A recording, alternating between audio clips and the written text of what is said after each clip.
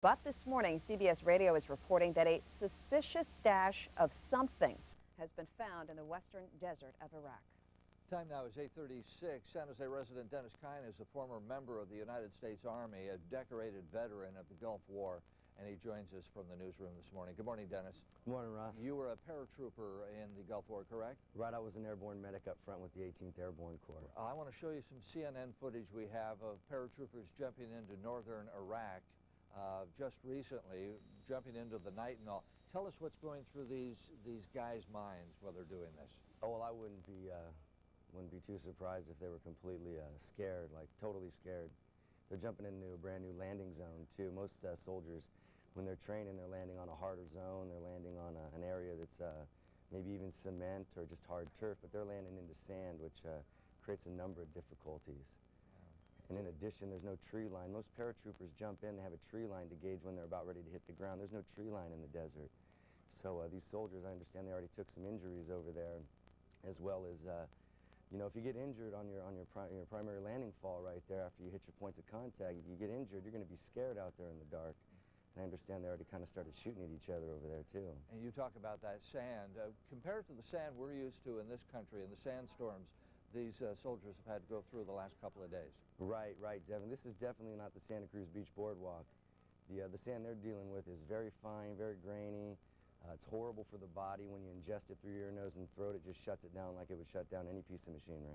We've heard all about the atrocious things that Saddam Hussein does to his people to get them to fight for him, and they're intimidated. They're afraid that maybe we're going to leave, maybe as we did in 1991. They don't want to stand up to him. Is that true news? Are we hearing the truth about what this guy is doing over there? To be honest with you, Ross, this is just a rerun for me. This is the same thing I was listening to 12 years ago. The Republican Guard was supposed to be behind these soldiers and shoot them if they retreated, and that never happened. That was never an occurrence last time, and I really don't think that anybody's intending to kill their own citizens over there this time either. Yeah.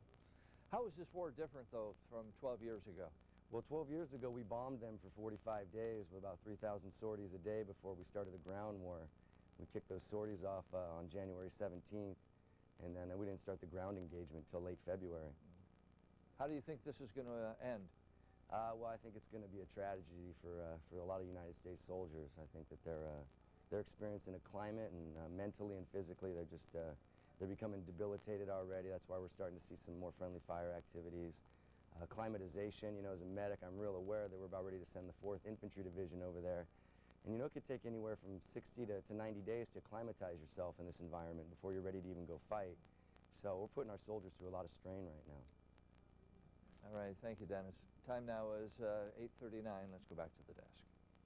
Thank you, Ross. In Bay Area news this morning, a young Bay Area man was killed trying to beat a train across the tracks. Last night, 19-year-old Jesus Vasquez did not want to wait for an Amtrak train to pass, so the San Leandro man drove around lowered crossing gates at Washington Avenue, and only to be promptly broadsided by the speeding locomotive.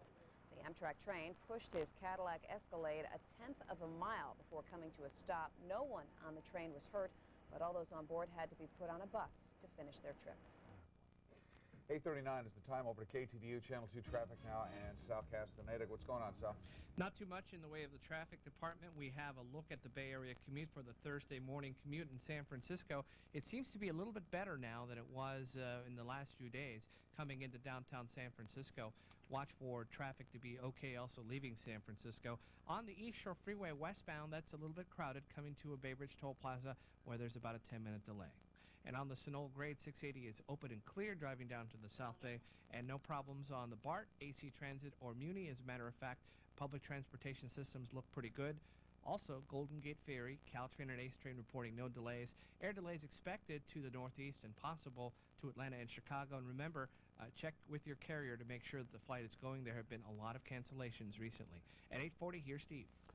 Sal, lots of sunshine and a few high clouds will drift over, but really that's about it. The wind will pick up along the coast, 40s and 50s. We had a lot of 30s this morning. It was cold, but not now. 45 Livermore, 48 in Napa, and then 50s everywhere, and 54 already Palo Alto and San Carlos. It will be a beautiful day, a little windy late this afternoon, but again, Don't think that'll really cause any problems, not in the advisory level. Watch the ridge of high pressure build in and send everything to the north. Northwest flow today, north tonight, and then northeast tomorrow, which means temperatures continue to go up. So with that in mind, we're looking for a string of some beautiful days here.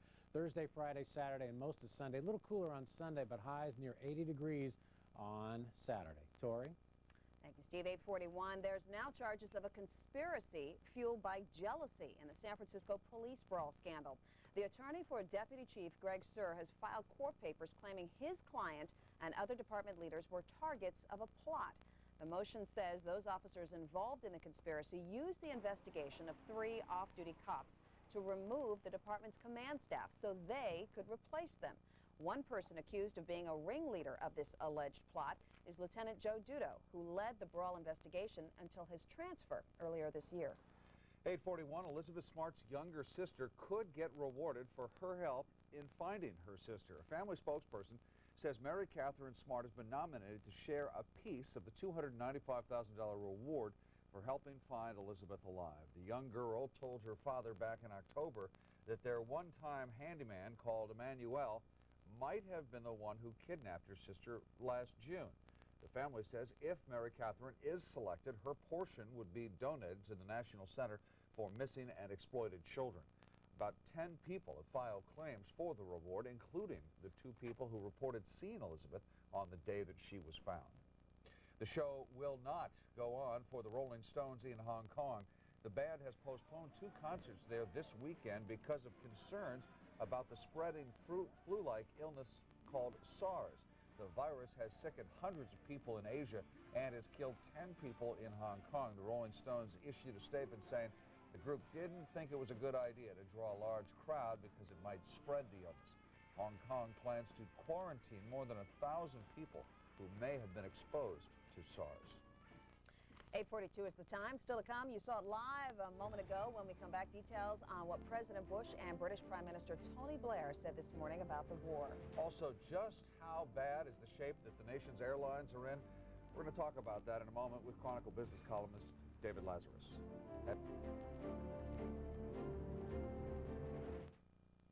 It's the sale you wait for at Crown Dublin. We'll sell it all. Go get it all. Wall-to-wall sellout 2003.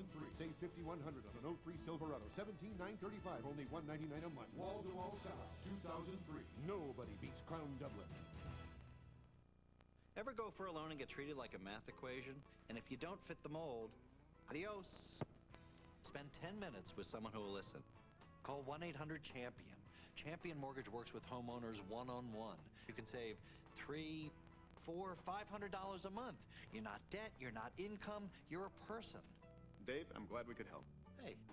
For a no-obligation free consultation, call 1-800-CHAMPION and see just how competitive our rates are. Champion says yes. Mr. Watson, come here.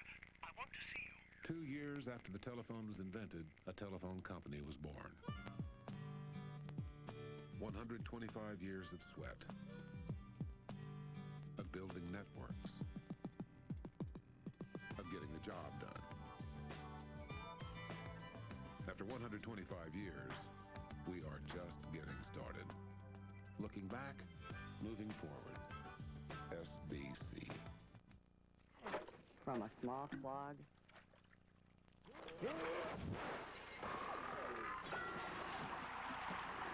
to a major problem. Next time, call a trained roto-rooter plumber to fix it. Why buy a truck from a car dealer when GMC Truck Center in Oakland is offering 0 down and 0% for 60 months on all new Yukons, Yukon XL, Denali XLs, and Sonomas. Approval of credit. Plus, get a $1,000 rebate with your GM registration. We'll meet or beat any valid offer from any other GMC truck dealer. GMC Truck Center in Oakland, 880 in Hagenberg. Professional grade trucks from a professional grade truck dealer. Professional grade truck dealer.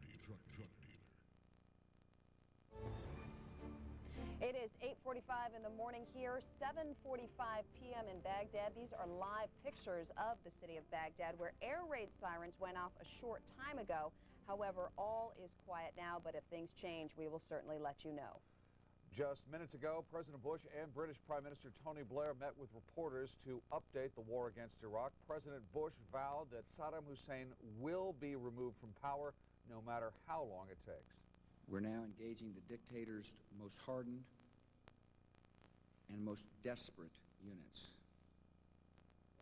The campaign ahead will demand further courage and require further sacrifice, yet we know the outcome.